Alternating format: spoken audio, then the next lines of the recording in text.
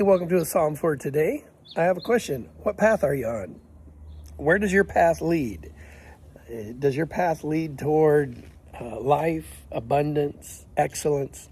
Does your path lead toward loneliness, isolation, darkness, depression? We are considering the two-path life as outlined in Psalm 1. Blessed is the man that walketh not in the counsel of the ungodly, nor standeth in the way of sinners, nor sitteth in the seat of the scornful, but his delight is in the law of the Lord, and on his law doth he meditate day and night. And he shall be like a tree planted by the rivers of water, that bringeth forth his fruit in season. His leaf also shall not wither, and whatsoever he doeth shall prosper. That's path 1. The ungodly are not so, verse 4, but are like the chaff which the wind driveth away. Therefore the ungodly shall not stand in the judgment, nor sinners in the congregation of the righteous. For the Lord knoweth the way of the righteous, but the way of the ungodly shall perish. The earliest catechism, or we might say the earliest Sunday school manual, or another way to say the earliest discipleship manual that we have is called the Didache, Didache, the Didache. And it's from the 1st century. This is a very early document.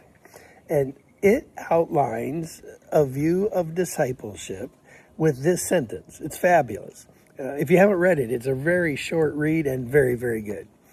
There are two ways, one of life and one of death. And there is a great difference between the two ways. What a line. There is a great difference between the two ways. As we launch into thinking through Psalm 1, we will realize that Psalm 1 is an outline for all the other Psalms. In our version, 150 Psalms. In other versions, 149 Psalms. The rest of the Psalms will outline behaviors, attitudes, expressions of the life of the person on the path that does not head in the direction of the scornful, the sinful, the ungodly. It's the pathway of people who delight themselves in the law of the Lord. There's two paths according to the Psalms. There are two paths according to the Didache. And as we consider these ancient perspectives, we realize, sure, there's a lot of new things. There's a lot of modern concepts and technologies, etc. But the wisdom of the ancient, you can't improve on, right? So they'll say, hey, I want to improve on what, how you did finances in the 1800s, or let's go ancient. How do you keep track of accounting in the year 79 AD? We want to improve on that. The wisdom that comes from the ancients, we don't improve on their wisdom. The wisdom is as good as it gets.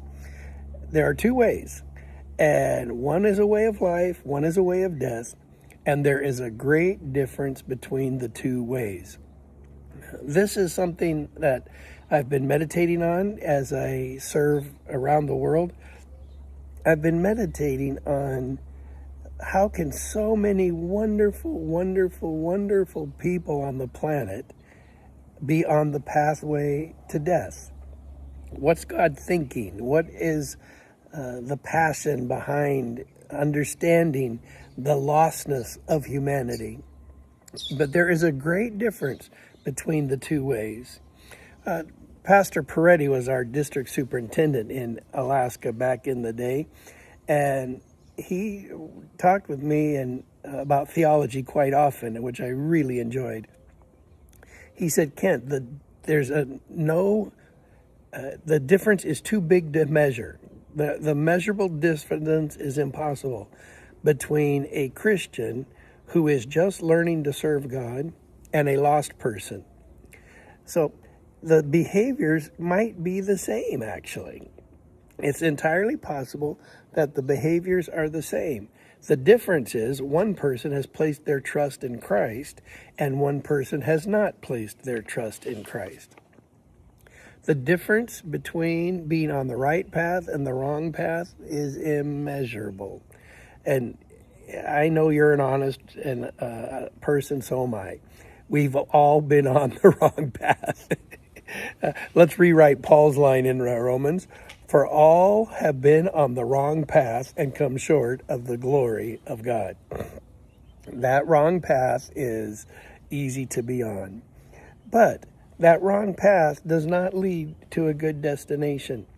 That path does not lead to anything beneficial to our lives. And so we would do wise to have at the foundation of our faith, at the very bottom line, the wisdom of our life, of every decision, which path does this lead me toward? And I've made decisions that lead me toward the path of death.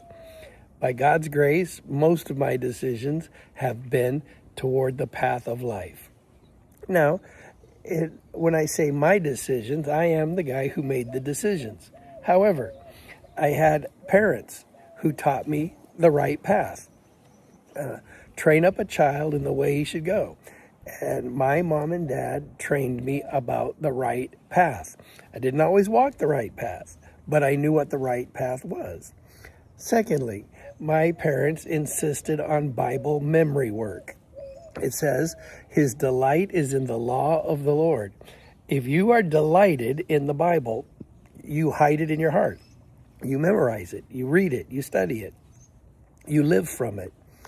And I'm encouraging you and me today to put at the basis of our Christian flowchart, to put as the foundation stone of our lifestyle, this simple question from Psalm 1 and this simple question from the Didache, from the Old Testament and from the earliest New Testament times. There are two ways, one of life and one of death. And there is a great difference between the two ways.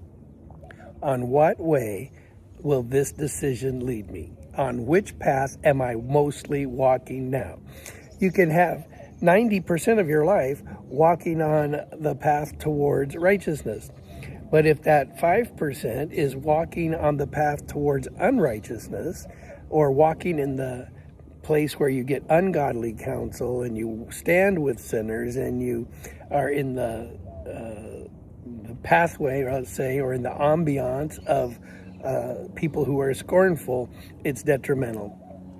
I'm running a bit late to live stream, so thank you for watching a little bit late. God bless you. May God give you and me insight into